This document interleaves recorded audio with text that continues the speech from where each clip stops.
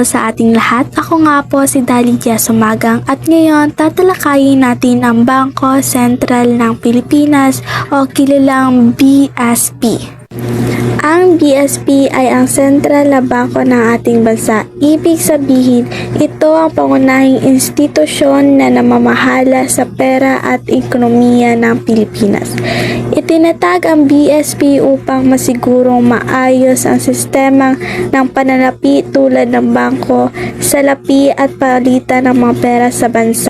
Ang mga layunin ng Bangko Sentral ng Pilipinas ay 4. Una, tumutulong ito sa pamamalaan para malaman at pasuri ang kalagayan ng pera at ekonomiya ng bansa.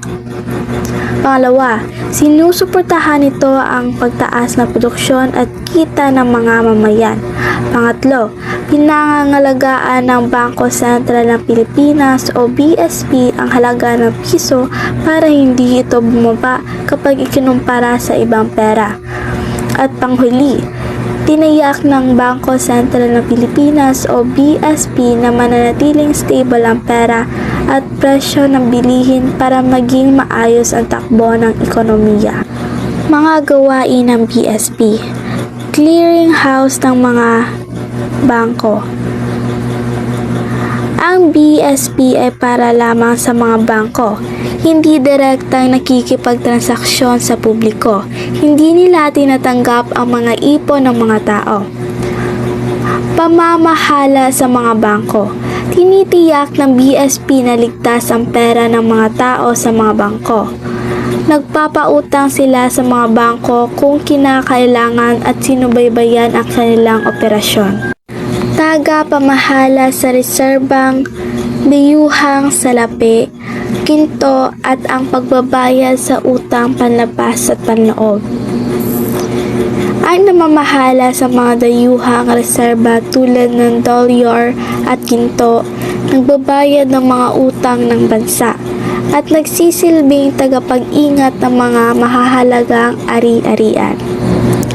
Chief Banker at Financial na tagapayo ng pamahalaan.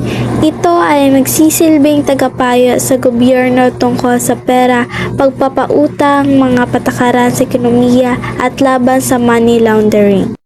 Nag-i-issue at nag-iimprinta ng salapi. Ang Bangko Sentral ng Pilipinas lang ang may awtoridad na gumawa at mag-iimprinta ng pera na ginagamit sa buong Pilipinas. Magandang araw sa ating lahat. Ako nga pala si Jess Rose M. Sabanel at tatalakayin natin ang paggawa ng salapi. Ang pinaka-importante nga buhaton sa mga BSP is maghimo og kwarta at tanging mga BSP lamang ay may kapangyarihan na mag-imprinta ng salaping gagamitin ng isang bansa. Ito naman ay mga uri sa pagkontrol ng supply sa salapi. Number 1. Fiat Money Authority. Ito ang kapangyarihan ng Bangko Sentral nga mag-print og kwarta o gisiguro jud nila nga magamit kini sa lain nga transaksyon. Number 2. Reserve Requirement. Ang patakaran ng BSP na nag-uutos sa mga bangko na magtabi ng bahagi ng deposito upang makontrol ang dami ng salapi at masiguro ang pondo para sa pag-withdraw. Number 3. Open Market Operation.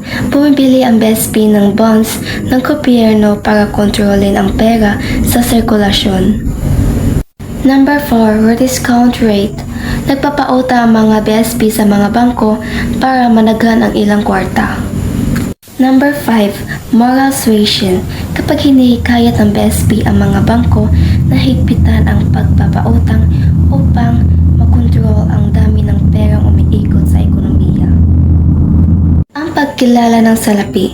Ang lahat ng bagay na ginagamit ng tao ay kanyang kinikilala at binibigyan ng pansin.